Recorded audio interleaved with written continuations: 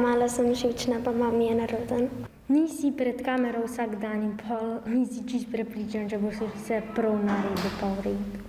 Približno takole se počuti skoraj vsak, ko stoji pred kamero. Tudi šestošolci osnovne šole Franceta Bevka, ko smo jih zmotili pred uro neobveznega izbirnega predmeta gledališče, pri katerem je učiteljica Mojca uporabila model AV. Učence je navdušila že prva igra. Hodeš po prostoru in učiteljica samo enkrat reče stop in ti moraš tudi tam, kjer si. Nič ne govoriš in je sproščeno. Ne vem, te igre je dost, probaš komunicirati drug z drugim. Jaz na nek način skušam preko teh iger tudi podati znanje o gledališču samem. Hkrati pa to pomaga se soočati z določenimi težavami. Ta prvo uro sem imel še tremo, zato da ne bi kaj narobe naredil, ker sem jaz po naravi že obseden s tem, da bi imel vse prav.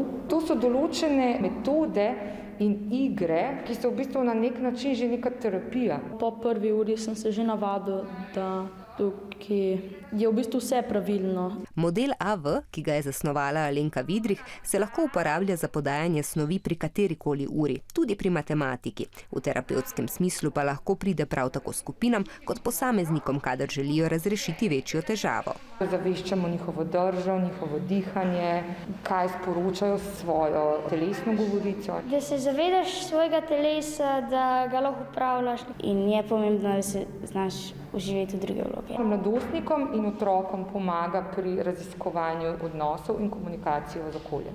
In kako se Blaž in Leticija počutite zdaj, po uri? Počutim se dosti boljše kot prej, ker smo se igrali.